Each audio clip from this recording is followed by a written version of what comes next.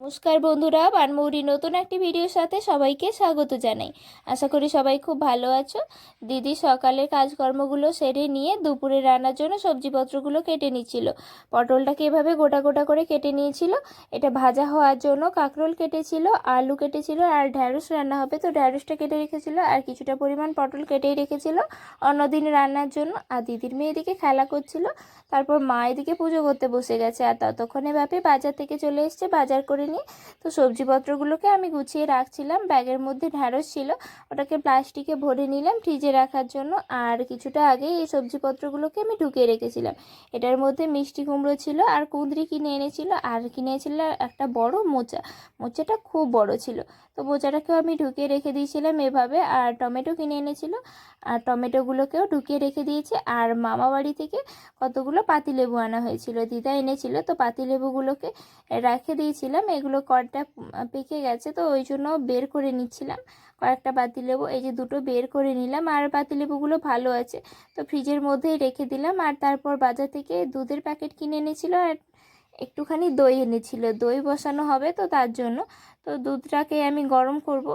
আর দিদি এদিকে রান্না করছিল, আলু ভাজা, পটল ভাজা আর কাঁকরোল ভাজা হয়ে গেছে।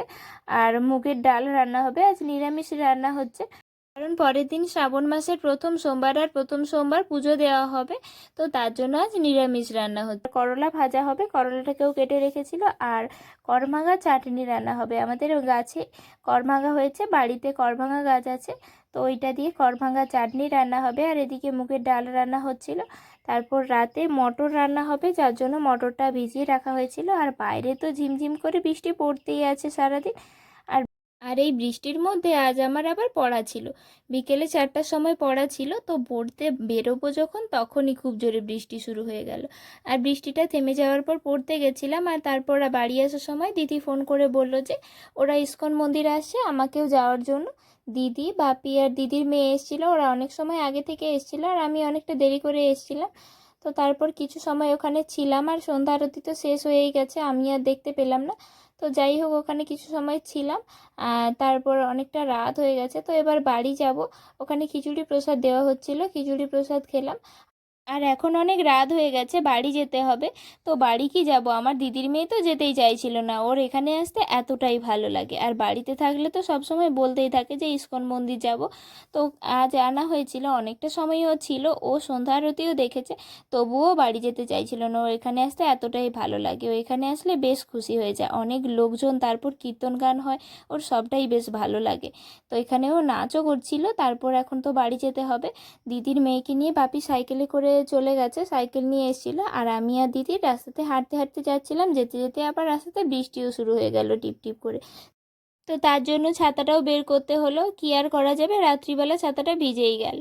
যাই হোক, বাড়ি যাই। আর বাড়ি এসে এই করভাঙাগুলো পাড়া হয়েছিল বিকালে, আজ করভাঙা রান্না হয়েছিল যদিও বা। তারপর বিকালে এই করভাঙাগুলো পাড়া হয়েছিল। করভাঙাগুলো কতটা সুন্দর তাই না, এগুলো আমার বাড়ির গাছেরা করভাঙা। আমাদের বাড়িতে একটা করভাঙা গাছ আছে, গাছটাতে প্রচুর করভাঙা হয়েছে, আর প্রতি বছর খুব বেশি হয়। তো আজও এই বছরও অনেক হয়েছে, আর এই করভাঙাগুলো আজ পাড়া হয়েছে। কতটা বড় বড় হয়েছে তাই না, কোনো কোনো করভাঙা এতটাই বড় হয়েছে কি আর বলবো। আর করভাঙাগুলো না খুব মিষ্টি, টক নয় কিন্তু। তো আজ ভিডিওটি এই পর্যন্তই। ভিডিওটি কেমন লাগলো অবশ্যই কমেন্ট করে জানাবেন, আর যদি ভালো লেগে থাকে অবশ্যই একটি লাইক করবেন, আর অবশ্যই আমার চ্যানেলটি সাবস্ক্রাইব করবেন। আর দেখা হচ্ছে নতুন কোনো ভিডিওর সাথে। তো ভালো থাকবেন, সুস্থ থাকবেন, আজকের মতো টাটা।